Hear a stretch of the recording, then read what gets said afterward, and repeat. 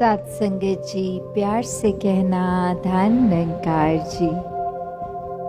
आज सत्संग में जो पिछले कुछ घंटों से सभी हर महात्मा के एक वचनों पर, चाहे वो भजन रूप रहा हो, एक स्पीच का माध्यम रहा हो या कविताओं का, तो ये जो संदेश हर किसी ने दिया, तो वो संदेश यही कि मानव तन में आए हो तो इस जीवन को मोल इसका कर लो। इस जीवन में रहते रहते चाहे तन इंसान का लाए हो, एक वाक्य ही मनुष्य बनकर जियो। और ये मनुष्य बन के जीने का अर्थ क्या है?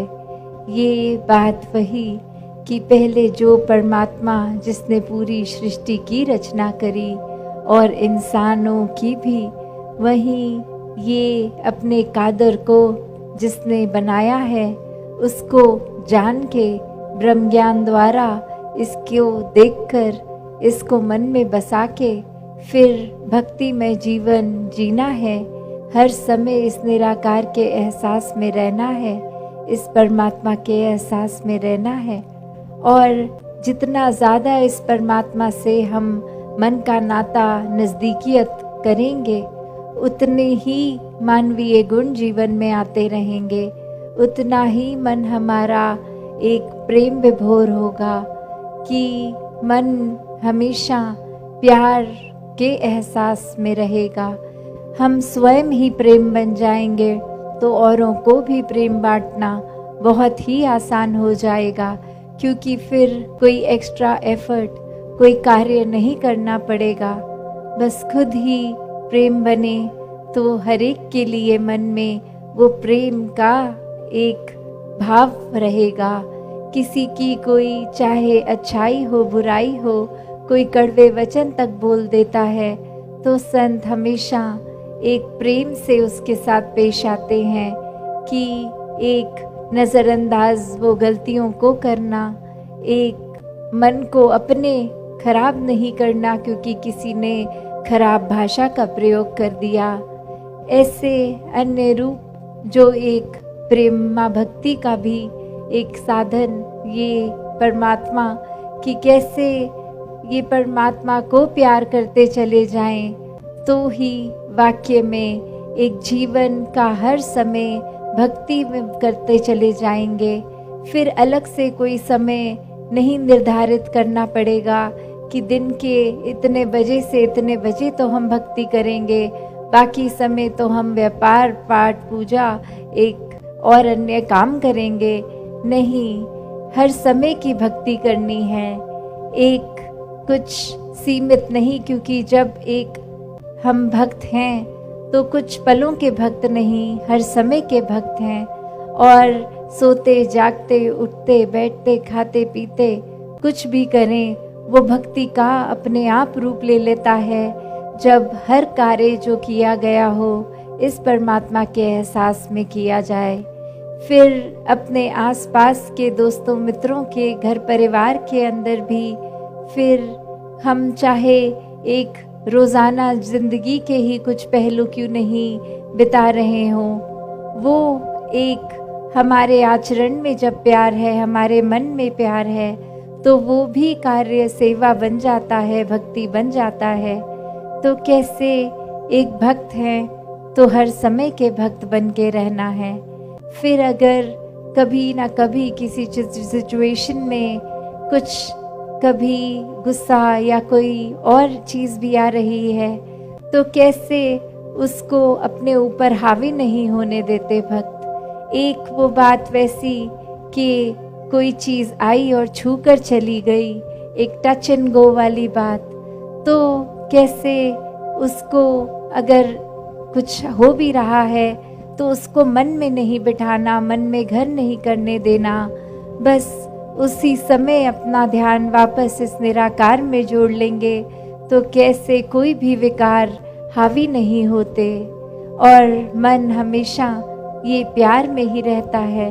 और जैसे सत्संग के दौरान बार बार इसी प्यार का जिक्र हुआ कि एक परमात्मा का ही रूप हो जाते हैं जो प्यार करते हैं, एक लव इज़ गॉड वाली बात कि प्यार ही परमात्मा है। और कैसे एक फिर बात वही कि उदाहरण के तौर पे एक कहानी कि एक इंसान अपने बहुत सालों का एक विद्वान बनकर कोई भी उसने ऐसी कोई किताब, चाहे वो एक आध्यात्मिक किताब हो या दुनियावी किताब हो, कोई भी किताब ऐसी छोड़ी नहीं जिससे एक मन का विकास होगा, बुद्धि का विकास होगा, एक आध्यात्मिक विकास होगा।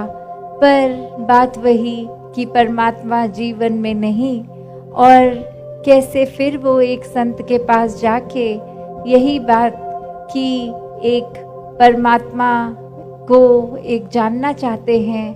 और आगे से वो संत का एक ही सवाल कि क्या आपने अपने जीवन में प्रेम अनुभव किया है, या क्या आपने किसी से भी कभी किसी रूप में प्रेम किया है। और बात वही कि वो इंसान आगे से जवाब में कह रहा है कि प्रेम के ऊपर तो बहुत किताबें भी पढ़ ली हैं, इस परमात्मा के ऊपर भी बहुत अध्ययन किया है।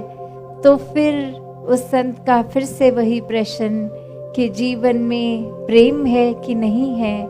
तो बात वही कि इसमें चाहे कहानी के एक एसेंस तो यही कि बार बार जब उस संत द्वारा ये इंडिकेशन, ये इशारा प्रेम की ओर ही आता है कि जब परमात्मा तक पहुंचना है तो साधन प्रेम ही है।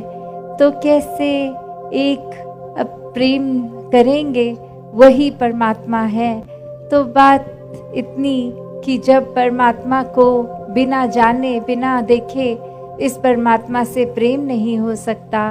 उसी प्रकार जैसे अगर हम सोचें कि हम किसी के प्रति उसको प्रेम करेंगे, कोई अनजान है, तो जब तक एक इंट्रोडक्शन नहीं होती, पहचान नहीं होती, तब तक कोई उससे हम बात नहीं कर पाते। और कोई अगर स्ट्रेंजर भी हो, कोई अजनबी भी हो, तो भी एक पोलाइटनेस के साथ तो उसके साथ व्यवहार, चाहे बस में चलते हुए कहीं और कोई आ जाता है सामने, तो वो कुछ पलों के लिए एक आदर सत्कार, अपनी सीट भी छोड़ देंगे उसको बिठाने के लिए। पर ये भी असली मायने में एक प्रेम नहीं, सिर्फ वो समय में एक अच्छाई का रूप तो ज़रूर है। तो कैसे हर समय का प्रेम मन में बसे कि फिर जब ये स्थिति हो कि कोई जाना हो या कोई अजनबी हो, कैसे सिर्फ अच्छाई तक सीमित ना हो, प्रेम से उसके साथ पेश आना हो। तो बात वही कि हर एक जीवन में जो भी चीज़ होती है वो परमात्मा से ही शुरू होती है और परमात्मा में ही वो चलती है। तो कोई भी बात के आधार को अगर हम परमात्मा इस निराकार को बनाएंगे तो वहाँ हर एक से प्रेम करना संभव होता है, क्योंकि उससे प्रेम हो गया जो हर किसी में है, कण कण में है, पत्ते पत्ते में है, पूरे ब्रह्मांड में है। तो जब इस परमात्मा से ही प्यार है तो हर किसी से प्यार है। फिर कुछ दिमाग सौदेबाजी नहीं करता। वो एक हम अपने अगर परमात्मा से कोई प्रार्थना भी की हो उसमें भी चतुर चालाकियाँ नहीं, सिर्फ और सिर्फ यही कि जो परमात्मा दे रहा है उसकी संभाल हम कर पाएँ। जो परमात्मा ने दिया है वो चाहे एक शरीर की पीड़ा भी क्यों ना हो, उसको भी कैसे एक वरदान मानना है। तो कैसे हर किसी चीज़ में जब परमात्मा को देख लेते हैं तो जीवन बहुत ही सहज हो जाता है। हर समय फिर बस इस परमात्मा में मन लीन होता है।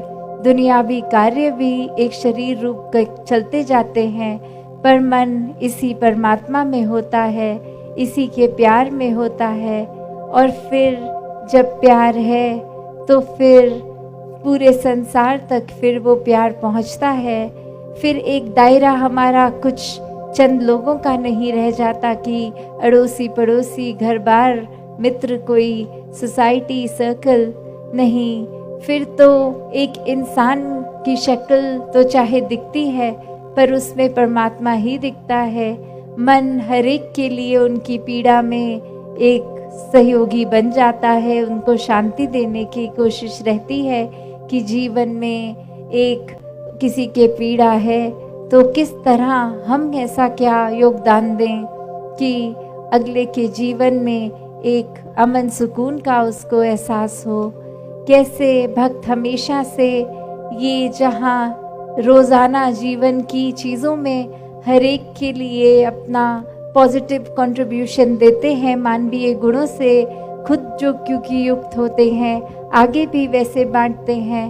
पर संतों का एक लेवल और एक दर्जा जो और ऊपर इसलिए क्योंकि किसी को भी देखते हैं तो पहले मन में यही एहसास होता है कि अगर कोई इस परमात्मा को अभी तक नहीं जाना तो ये मन कितना उनका पीड़ित होगा, ये आत्मा कितनी पीड़ित होगी। एक बार ये आत्मा को चैन मिल जाए, इस निराकार के ये दर्शन कर लें तो फिर जीवन कैसा भी हो, कोई भी स्थिति हो, एक आनंद की अवस्था में ही जीवन कटेगा।